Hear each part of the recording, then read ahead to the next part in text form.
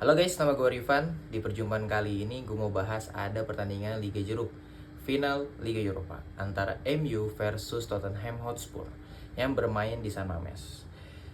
Kedua tim bermain dengan skuad yang full kecuali Hotspur tanpa Son, tanpa Maddison. Dan MU bermain dengan formasi terbaik mereka di pertandingan last match mereka. Di depannya ada Mount, ada Amad Diallo, dan juga ada Højlund. Di tengahnya ada Bruno. Gue mau bahas di babak pertama. Di babak pertama, permainan berjalan sedikit lebih cepat dan hati-hati. Gak banyak peluang emas, tapi lebih banyak peluang scrimmage yang terjadi di depan gawang bagi kedua tim. Makanya terjadi banyak corner di babak pertama. Gue pikir Tottenham Hotspur akan bermain seperti biasa, menguasai bola dengan high defense-nya yang cukup tinggi.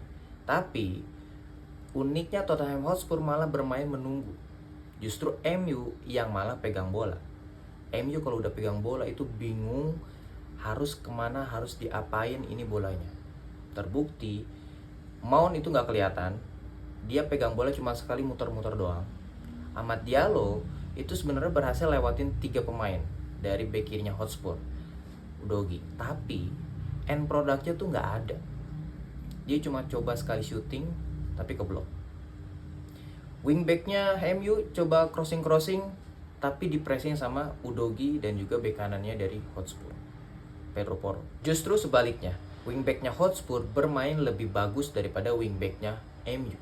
Terbukti Udogie dan juga Pedro Porro beberapa kali mengirimkan umpan yang sangat berbahaya. Anehnya, Nazraoui dan juga Dorgu itu nggak pressing, dibiarin aja.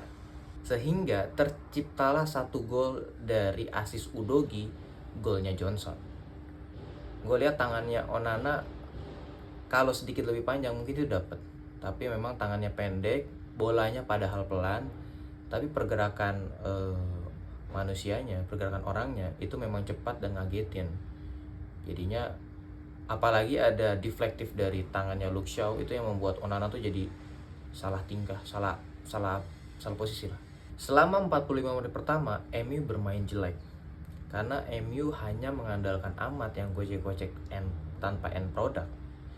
Justru Bruno terlalu banyak drama sama wasit, terlalu sering protes wasit sehingga nggak ada key pass dari dia nih. Padahal wingbacknya tuh berharap dapat key pass dari Bruno, sedangkan Mount itu nggak kelihatan sama sekali.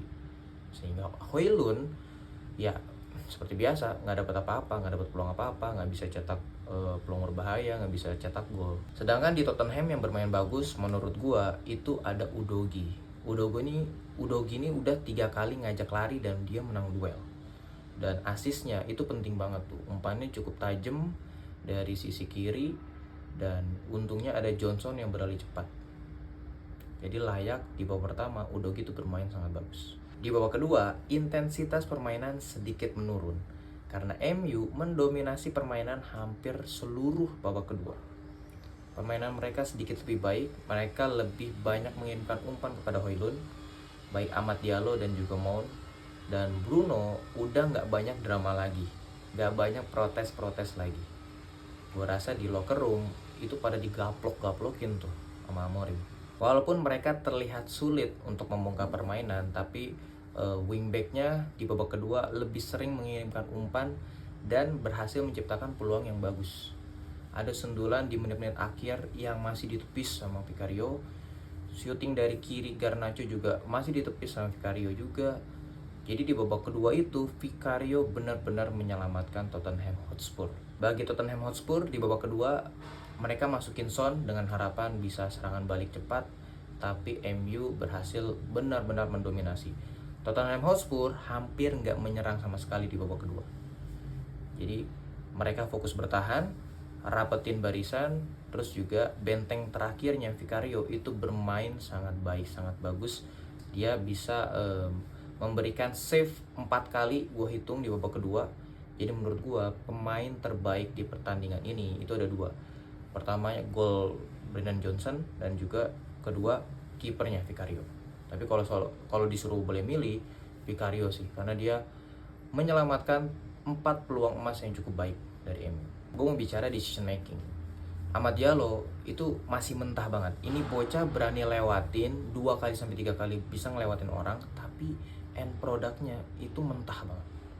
Dorgu terlalu lama pegang bola, yang harusnya udah passing dia masih giring-giring gak jelas, sehingga timingnya tuh jadi buyar gitu, timingnya tuh jadi nggak pas, jadi acak. Garnacho bermain bagus, Bruno juga so-so aja. Bahkan kalau untuk standarnya Bruno ini sih banyak decision making dia yang gak kelihatan. Di Hotspur Bentancur so-so, Sar so-so, Solanke juga apalagi di body mental. Ada Udogi menurut gue yang decision makingnya bagus, dan juga Pedro Porro.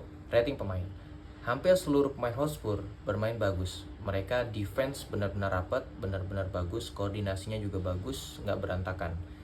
Ditambah lagi kipernya lagi on fire. Sedangkan MU sebenarnya pemain belakangnya dan juga tengahnya itu DM-nya Casemiro bermain bagus, tapi sayangnya Bruno yang nggak kelihatan. Terus depannya juga terlihat mentok, bingung. Udah coba beberapa kali masuk, tapi nggak bagus, nggak dapet. Hanya Garnacho yang menurut gue sih di pertandingan kali ini lumayan, decision makingnya tuh ada. Apakah mereka layak mendapatkan Piala Liga Jeruk ini? Ya, jawabannya sangat layak, karena mereka bermain menurunkan ego mereka yang tadinya bermain menguasai bola high defense. Mereka nggak mau ambil resiko yang tinggi. Mereka bermain rapat, menunggu ngincer counter, dan mereka bisa memanfaatkan peluang yang bagus dari Brennan Johnson. Jadi mereka benar-benar layak mendapatkan Piala Liga Jeruk dan juga otomatis mendapatkan tiket Liga Champions. Dan terakhir, gue mau kritik tentang keputusan Amorim yang masukin Dalot.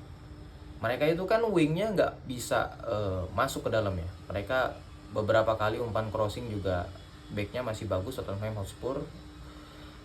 Kenapa nggak coba masukin Eriksen, keluarin Amad Diallo, taruh Bruno lebih ke kanan, terus masukin Eriksen. Jadi aliran bola tuh jadi lebih banyak. Eriksen ngasih aliran bola, Bruno juga ngasih aliran bola. Malah masukin pemain yang cuman bisa maju mundur doang. Walaupun dia, si Dalot ini dapat mengirimkan umpan yang cukup bagus dan ditanduk juga cukup bagus, tapi ya Vicario-nya lagi on fire, mau apa gitu.